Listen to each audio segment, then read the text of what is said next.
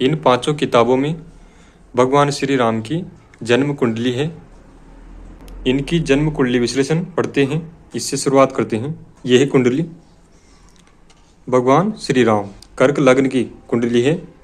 लग्न में गुरु उच्च का है, चंद्र स्व राशि का है, यानी कि दोनों ग्रह बलवान हैं। तीसरे भाव पर राहु, चौथे भाव पर शनि उच्च का है, सातवें भाव पर मंगल उच्च का है, और नवे भाव यानी कि भाग्य भाव पर शुक्र उच्च का है, और 10वें भाव पर सूर्य उच्च का है, और बुध लाभ भाव में है यानी कि 11वें भाव में है।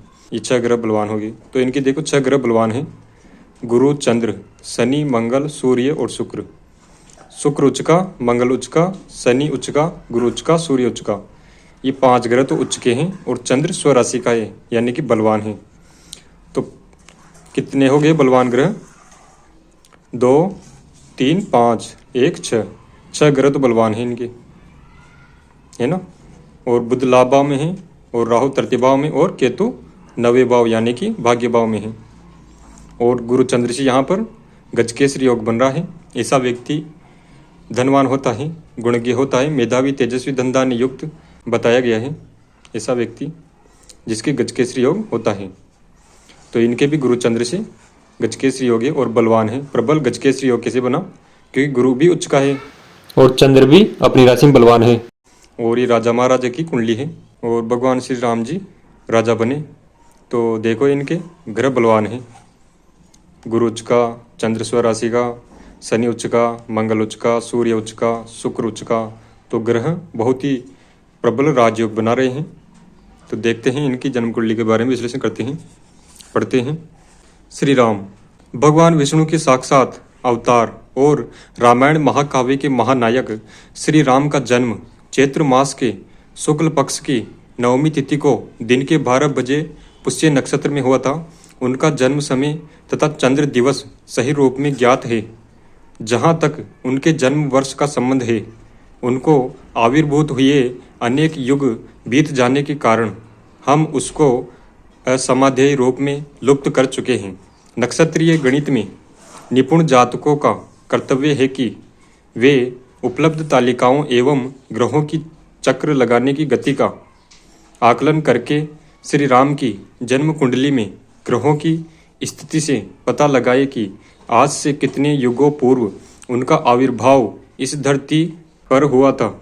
भगवान श्री राम साक्षात परमेश्वर होने के कारण उनकी जन्म कुंडली में लगभग सभी ग्रह उच्च राशिस्थ हैं।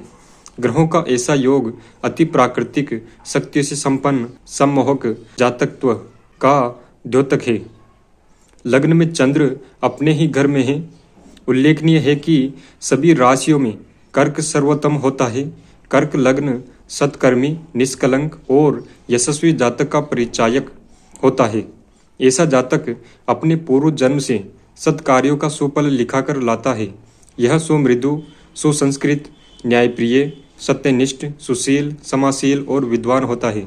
जब कर्क लग्न के साथ साथ लग्न का स्वामी चंद्र भी उसी घर में हो, तब यह सम्मोहक जातक का परिचायक होता है। ऐसा जातक सामान्यतः बहुत भाग्यशाली और जीवन में उच्च स्थान प्राप्त करने वाला होता है। उसके साथियों में उसके प्रति अनन्य भक्ति की भावना जागृत होती है। यदि कर्क लग्न में चंद्र के साथ साथ गुरु भी स्थित हो तो जातक सत्य, न्याय और सद्व्यवहार की खान होता है। जीवन मूल्य की प्रतिष्ठा बनाए रखने के लिए वह किसी भी बलिदान से नहीं डरता। वह किसी भी प्रकार के प्रलोभन से भ्रष्ट नहीं होता। वह अपनी सीमातीत शुद्धता, सरलता तथा चरित्र की श्रेष्ठता के कारण महान आदर तथा भाग्य का अर्जन करता है। उसके निष्कलंक व्यवहार के स्तरों तक पहुंच पाना सामान्य जातक के लिए अत्यंत कठिन होता है। जब ऐसा जातक किसी सभा भवन अथवा समुदाय में प्रविष्ट होता है, तब उसके सम्मोहक जातकत्व की सुगंध प्रत्येक जातक को उसके सम्मानार्थ खड़े होने के लिए विवश कर देती है। भगवान श्री राम की जन्म कुंडली का दूसरा घर सिंह है। इसका स्वामी सूर्य 10वें घर मेष में उच्च का है, जो व्यवसाय से संबंध रखता है। दिन में 12 बजे उत्पन्न हुआ जातक अपनी मध्य आयु में यश की चरम सीमा पर पहुंच जाता है, क्योंकि सूर्य मध्य दिन में चरम उत्कर्ष पर होता है। दूसरे घर का स्वामी होने के कारण उच्च राशिस्थ सूर्य महान पैतृक संपत्ति का द्योतक है। यह स्थिति तब होती है जब सूर्य मंगल के घर में उच्च राशिस्थ हो और मंगल स्वयं भी अन्य घर में उच्च राशिस्थ हो। मंगल मकर में है जिसका स्वामी शनि है। शनि उच्च राशिस्थ तुला में है जिसका स्वामी शुक्र है। शुक्र के मीन में होने के कारण वह उच्च राशि में है। मीन का स्वामी गुरु लग्न में ही उच्च राशिस्थ है। गुरु कर्क में है जिसका स्वामी चंद्र अपने ही घर में अपनी ही राशि में है। भगवान श्री राम की जन्म कुंडली में उच्च राशिस्थ ग्रहों की एक श्रृंखला मिलती है जो लग्नेश चंद्र के घर में समाप्त होती है। इस प्रकार की जन्म कुंडली प्रायः अभूतपूर्व होती है। यह ऐसे अद्वितीय जातक का चित्रण करती है जो समस्त विश्व का प्रभु, मानवों में सर्वोत्तम, सम्राटों का सम्राट तथा अपराजय होता है। बुध वृष राशि में 11वें घर में है। यहाँ पर बुध शुक्र का अतिथि है क्योंकि वृष का स्वामी शुक्र है। तीसरे और 12वें घर का स्वामी होते हुए भी इसका आतिथेयी ग्रह शुक्र उच्च राशिस्थ है और भाग्य स्थान में 9वें घर में है। यह सांसारिक स्थिति, सत्ता और समृद्धि का द्योतक है। पराक्रम स्थान में स्वराशिस्थ राहु जहां एक और श्री राम को अतुलित पराक्रमी व्यक्तित्व का स्वामी तथा सूरवीर भाइयों का साहचर्य प्रदान कर रहा है, तो वहीं दूसरी ओर नवमस्त उच्च के शुक्र के साथ पूर्ण दृष्टि संबंध बनाकर राजभंग योग का निर्माण भी कर रहा है। कुंडली के 7वें घर स्त्री एवं दाम्पत्य स्थान में मंगल मकर राशि में स्थित है। इसीलिए भगवान श्री राम का वैवाहिक जीवन बहुत सुखी नहीं था। उनकी अर्धांगिनी भगवती सीता लंका के राजा रावण द्वारा अपहृत हुई थी। उनको वापस लाने के बाद कुछ मतभेद उत्पन्न हो गए और उस साध्वी महिला को अपना शेष जीवन एक कुटिया में व्यतीत करना पड़ा। उच्च राशिस्थ मंगल तथा उच्च राशिस्थ शनि महती प्रतिभा और सौंदर्य वाली दिव्य महिला का द्योतक है, किंतु मंगल और शनि का जन्मजात वैषम्य में मंगल मकर में है जो शनि की राशि है। मतभेद और पारस्परिक कठोर शब्दों के आदान प्रदान का कारण है। ये दूसरी किताब में से श्री रामचंद्र जी की जन्म कुंडली वही कुंडली है। कर्क लग्न है, लग्न में चंद्र गुरु है, तीसरे भाव पर राहु, चतुर्थ भाव पर शनि और 7वें भाव पर मंगल, 9वें भाव पर यानी कि भाग्य भाव पर शुक्र केतु और 10वें भाव पर सूर्य और लाभ भाव में यानी 11वें भाव में बुध। लग्न से केंद्र में शनि, मंगल एवं लग्न के उच्च के गुरु ने प्रबल महापुरुष योग निर्मित किया। कवच, हंस एवं सस महापुरुष योग फलस्वरूप दीर्घ आयु, अमित तेजस्वी, कष्ट सहिष्णु एवं अखंड साम्राज्य योग बना। जातक उक्त सुदीर्घ आयु प्रकार की स्पष्ट स्थिति। लग्नाधिपति लग्न में स्वगृही और उच्च के गुरु के साथ स्थित है। परम विद्वान, तेजस्वी और कोमल सौम्य स्वभाव, सुंदर मनोहर देह। चतुर्थ उच्च के शनि ने माता से पीड़ित करवाया और ठीक राज्यारोहण के समय वनगमन विरक्त करवाया। चंद्रमा गुरु की शुभ युति ने महापुरुष परम प्रज्ञावान बनाया। शुक्र गुरु चंद्र ने मर्यादा पालक बनाया। उच्च के शुक्र ने भाग्य स्थान में केतु के साथ यायावर यात्री बनाया और नवम भाव के स्वामी ने लग्न में उच्च का होकर मर्यादाएं निभाई। पराक्रम में राहु और शनि, मंगल, गुरु, चंद्रमा, शुक्र के कारण महान आदर्शवादी, राजश्रेष्ठ, वीर अग्रणी और शत्रुहंता बनाया। यह अलग किताब से मर्यादा पुरुषोत्तम भगवान श्री राम की प्रचलित जन्म कुंडली वही कुंडली है। कर्क लग्न की कुंडली, वही ग्रह स्थिति और ये श्लोक है संस्कृत में लिखा हुआ। ये चैत्र शुक्ल नवमी पुष्य नक्षत्र, कर्क लग्न, लग्न में गुरु चंद्र, मकर में मंगल, वृष में बुध, मेष में सूर्य, तुला में शनि, कन्या में राहु व मीन में शुक्र। इस स्थिति में 5 उच्च ग्रह युक्त वेला में अवतीर्ण हुए भगवान राम जातक की सदैव रक्षा करें। भगवान राम की कुंडली मंगलार्थ प्रारंभ में लिखने की परिपाटी प्राचीन काल से चली आ रही है। भगवान श्री राम को सिंहासन के बदले वनवास क्यों मिला, वही कुंडली कर्क लग्न की। भगवान श्री राम के बारे में आलोचक लोग कहते हैं कि उनके राज्याभिषेक का मुहूर्त गुरु वशिष्ठ जी ने निकाला था, परंतु उन्हें सिंहासन की जगह वनवास मिला। क्या गुरु वशिष्ठ जी को इसका आभास नहीं था? ज्योतिष शास्त्र के विरोधी लोग कहते हैं कि भगवान श्री राम की जन्म कुंडली के लग्न स्थान में गुरु उच्च का, चंद्रमा स्वगृही था तथा सप्तम भाव में मंगल उच्च का था। लग्न का अर्थ सिंहासन, पद प्रतिष्ठा एवं सप्तम भाव पत्नी का होता है।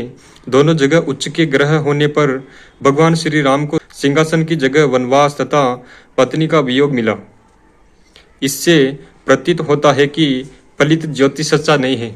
ज्योतिष प्रेमियों को भी इस बात का चिंतन करना चाहिए कि भगवान श्री राम को सिंहासन की जगह वनवास एवं पत्नी का वियोग क्यों मिला। आइए इसका ज्योतिषीय विश्लेषण करें। गुरु वशिष्ठ जी तो त्रिकालदर्शी थे, उन्हें सब पता था। स्वयं भगवान श्री राम को पता था कि उन्हें आज वनवास के लिए प्रस्थान करना है तथा इसी के पीछे पिता की मृत्यु होगी। ऐसा संकेत वाल्मीकि रामायण में है। वे तो मर्यादा पुरुषोत्तम थे, लीला ही करने आए थे। साधारण मनुष्य भी जानता है कि सुवर्ण का मृग नहीं होता, पर क्या भगवान श्री राम को मालूम नहीं था? उन्हें पता था यह छलावा है, फिर भी वे उसके पीछे गए और सीता का अपहरण हुआ। यह सब लीला थी। पर हमें तो यहाँ शुद्ध ज्योतिष की बात करनी है कि क्या भगवान श्री राम की कुंडली में ऐसी घटनाओं के योग थे। आइए हम उनकी जन्म कुंडली का सैद्धांतिक विश्लेषण करें। भगवान श्री राम की कुंडली में राजभंग योग स्पष्ट था। ज्योतिष सिद्धांत अनुसार सौम्य ग्रहों की राशि का अर्थात वृष, मिथुन, कर्क, तुला, धनु, मीन लग्न हो। साथ ही सौम्य राशि में सौम्य ग्रह भी पड़े हो, परंतु उन सौम्य शुभ ग्रहों को कम से कम 2 पाप ग्रह पूर्ण दृष्टि से देख रहे हो तो राजभंग योग हो जाता है। जातक राजा के घर में जन्म लेने पर भी वनवासी हो जाता है। यहाँ श्री राम की कुंडली में पाप ग्रह शनि गुरु चंद्र को पूर्ण दृष्टि से देख रहा है तथा मंगल भी गुरु चंद्र को देख रहा है, राहु भी शुक्र को देख रहा है। फलतः राजभंग योग स्पष्ट मुखरित है। शनि व सूर्य का परस्पर दृष्टि संबंध पिता पुत्र में वियोग कराता है। यह सर्वसामान्य सिद्धांत है। अब रहा पत्नी वियोग की घटना का ज्योतिषीय स्पष्टीकरण। भगवान श्री राम की कुंडली में लग्न में उच्च का गुरु सप्तम भाव को अपनी नीच दृष्टि से देख रहा है। सप्तम भाव में मंगल होने से कुंडली मंगलिक हो गई। चौथे शनि होने से कुंडली डबल मंगलिक हो गई।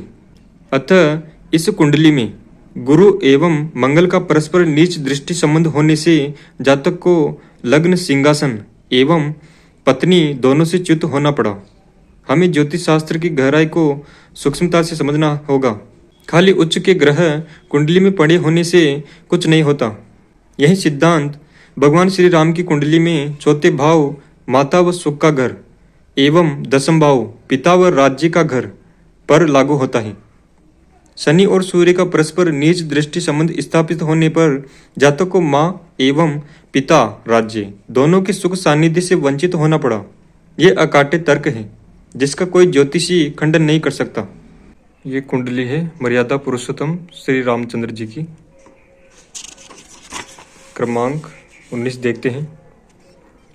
क्रमांक 19 सौम्य राशि का लग्न हो तथा लग्न में भी सौम्य ग्रह बैठे हो एवं उसे 2 पाप ग्रह देख रहे हो तो राजभंग योग होता है। योग क्रमांक 19 को समझने की आवश्यकता है, जिसके अनुसार लग्न सौम्य राशि हो। सौम्य राशि से तात्पर्य सौम्य ग्रहों की राशि से है। निम्न राशियां सौम्य राशियां कही जाती हैं: वृष, मिथुन, कर्क, कन्या, तुला, धनु, मीन। साथ ही उस सौम्य राशि में ग्रह भी सौम्य पड़े हो, परंतु उन सौम्य शुभ ग्रहों को कम से कम 2 पाप ग्रह पूर्ण दृष्टि से देख रहे हो तो राजभंग योग हो जाता है और जातक राजा के घर में जन्म लेने पर भी राज्य विहीन रहता है। ये कुंडली देख सकते हैं, भगवान श्री रामचंद्र जी की है। कर्क लग्न की कुंडली है और ग्रह बलवान है। पाठकों की विशेष जानकारी के लिए मर्यादा पुरुषोत्तम श्री रामचंद्र की जन्म कुंडली प्रस्तुत है, जिसमें योग क्रमांक 19 के अनुसार राजभंग योग स्पष्ट है। लग्न में चंद्रमा की राशि कर्क सौम्य राशि है तथा सौम्य राशि प्रधान लग्न में ही 2 सौम्य ग्रह अवस्थित हैं, बृहस्पति और चंद्र। बृहस्पति और चंद्र लग्न भाव में बैठकर गजकेसरी योग बनाते हैं, जो राजयोग का ही एक प्रकार है। परंतु पाठक देखेंगे कि कुंडली के 10वें भाव में उच्च राशि का सूर्य भी अवस्थित है। इस प्रकार सूर्य, चंद्र और गुरु तीनों ने मिलकर प्रबल राजयोग बनाया है। परंतु ध्यान देने योग्य बात यह है कि सौम्य राशिस्थ ग्रह चंद्र एवं बृहस्पति को 2 पाप ग्रह भी देख रहे हैं। मंगल सप्तम भाव में बैठकर लग्न को पूर्ण दृष्टि से देख रहा है तथा शनि चतुर्थ भाव में बैठकर लग्न को पूर्ण दृष्टि से देख रहा है। इस प्रकार शनि और मंगल ने प्रबल राजभंग योग प्रस्तुत किया है। प्रस्तुत कुंडली में राजयोग तथा राजभंग योग दोनों ही विद्यमान हैं, जिसका फल जातक के जीवन से देखा जाता है। यदि किसी कुंडली में राजयोग तथा राजभंग योग दोनों ही विद्यमान हो तो जिन ग्रहों से राजयोग निर्मित होता है उन ग्रहों की दशा आने पर वह व्यक्ति उच्च पद पर प्रतिष्ठित होता है, परंतु राजभंग योग निर्मित ग्रहों की दशा आने पर वे भी अपना फल दे देते हैं। जिस समय श्री राम का राज तिलक संस्कार हो रहा था उस समय शनि में मंगल का अंतर चल रहा था, अर्थात महादशा शनि की थी और अंतर्दशा मंगल की थी। ये दोनों ग्रह राजभंग योग से संबंधित हैं। फलस्वरूप वह राज्य सिंहासन पर न बैठ सके और उन्हें वनवासी जीवन जीने को बाध्य होना पड़ा। ज्योतिष के विद्यार्थियों को चाहिए कि वे कुंडली का अध्ययन और उसमें निहित योगों का अध्ययन करते समय कुंडली में चल रही दशा अंतर्दशा को भी ध्यान में रखकर फलाफल स्पष्ट करें। तो ये है मर्यादा पुरुषोत्तम श्री रामचंद्र जी की कुंडली। कर्क लग्न की कुंडली है। लग्न में बृहस्पति और चंद्र है। बृहस्पति अर्थात गुरु, गुरु उच्च का है और चंद्र स्वराशि का यानी कि बलवान है। शनि उच्च का है चतुर्थ भाव पर, सप्तम भाव पर मंगल उच्च का है, दसम भाव पर सूर्य उच्च का है। लग्न में गुरु चंद्र होने से गजकेसरी योग बन रहा है। गुरु भी उच्च का है और चंद्र भी बलवान है, स्वराशि में है, तो प्रबल राजयोग बन गया, गजकेसरी योग। ऐसा व्यक्ति तेजस्वी, धनधान युक्त, मेधावी, गुणज्ञ, धनवान, प्रसिद्धि प्राप्त करने वाला होता है। धन के लिए भी गजकेसरी योग अच्छा होता है, प्रसिद्धि के लिए भी अच्छा होता है। और इनके गुरु, शनि, मंगल, शुक्र, सूर्य ये 5 ग्रह उच्च राशि में हैं जो कि अच्छे हैं। और चंद्रमा भी बलवान है इनके। बुध 11वें भाव में होना ये भी धनवान बनाता है। शनि चतुर्थ भाव में होना और उच्च का है इनके, ये भी धनवान बनाता है। ग्रह बलवान है इनके, अच्छे योग हैं। ये दूसरी किताब से भगवान श्री रामचंद्र जी की कुंडली ये देख सकते हैं। कर्क लग्न की कुंडली ही वही कुंडली है, लेकिन राहु छठे भाव पर है और केतु द्वादश भाव में है। यहाँ पर लिखा हुआ है राहु को कन्या में और केतु को मीन में माना है, परंतु दक्षिण भारत के विद्वत जनों ने राहु को धनु और केतु को मिथुन में माना है। तो यहाँ पर राहु को धनु और केतु को मिथुन में माना है और बाकी वही कुंडली है, वही ग्रह स्थिति है। तो पढ़ते हैं। यह कुंडली श्री 108 जगधार पतित पावन रघुकुल शिरोमणि सर्व पूजनीय राजा रामचंद्र श्री अयोध्यापति की है। गणित से प्रतीत होता है कि इनका जन्म अंग्रेजी साल 1933 वर्तमान के इतने वर्ष पूर्व हुआ था। 1,25,58,033 वर्ष पूर्व हुआ था। इनका जन्म आदि कवि महर्षि श्री वाल्मीकि जी के कथन अनुसार ततो यज्ञ समाप्ति तु ऋतुनाम षट समत्ययु ततस द्वादशी मासे चैत्रे नाव मिखे तितो नक्षत्रे अदिति दैवत्ते स्व उच्च संस्थेषु पंचसु ग्रहेषु कर्कटे लग्ने वाक्यता विन्दुना सह। अश्वमेध यज्ञ के समाप्त होने पर 6 ऋतुएं अर्थात 1 वर्ष बीतने पर 12वें चैत महीने में नवमी तिथि को, जिस समय पुनर्वसु नक्षत्र था, 5 रवि मंगल शनि बृहस्पति शुक्र ग्रह अपने उच्च स्थान में थे एवं बृहस्पति चंद्रमा के साथ होकर कर्क लग्न में बैठा था। उस समय कौशल्या ने अलौकिक लक्षणों से युक्त श्री रामचंद्र ऐसे पुत्र को प्रसव किया। इस लेख से बुध की स्थिति का पता नहीं चलता, परंतु आधुनिक विद्वानों ने सर्वसम्मति से बुध को एकादश में अर्थात वृष राशिगत, राहु को कन्या में और केतु को मीन में माना है। परंतु दक्षिण भारत के विद्वत जनों ने राहु को धनु और केतु को मिथुन में माना है। ऊपर लिखे हुए 5 ग्रह परम उच्च माने गए हैं। पुराणों के अवलोकन से प्रतीत होता है कि सम्राट श्री रामचंद्र 11,000 वर्ष तक राज्य करते रहे। 5 ग्रहों का परम उच्च होना प्रत्यक्ष सम्राट योग है और अपर मितायु योग भी ठीक ठीक लगता है। मंगल यद्यपि उच्च है और उच्चस्थ बृहस्पति स्वगृहित चंद्रमा से दृष्ट भी है, तथापि कुछ दोष होने के कारण मंगल ने स्त्री वियोग एवं स्त्री प्रेम से विह्वल बना ही दिया, जो सर्वविदित है। महर्षि वाल्मीकि ने जन्म पुनर्वसु का बतलाया है और चंद्रमा को कर्क राशिगत भी बतलाया है। इस कारण पुनर्वसु के अंतिम चरण ही का जन्म निश्चय होता है। पुनर्वसु में जन्म होने से बृहस्पति की जन्म दशा होती है और पुनर्वसु के चतुर्थ चरण होने के कारण बृहस्पति का भोग्य दशा लगभग 4 वर्ष के होना संभव होता है उसके बाद 19 वर्ष शनि की दशा अर्थात 23 वर्ष की अवस्था में शनि दशा की समाप्ति हो गई। पुराणों में कहा गया है कि 27 वर्ष की अवस्था में श्री रामचंद्र जी वन गए थे और 14 वर्ष वन में निवास कर अर्थात 41वें वर्ष में श्री अयोध्या जी लौटे थे। शनि के बाद बुध की दशा 17 वर्ष की होती है अर्थात 23 + 17 40 वर्ष तक बुध की दशा के कारण वनवास पूरा कर 41वें वर्ष में वे श्री अवध को लौटे थे।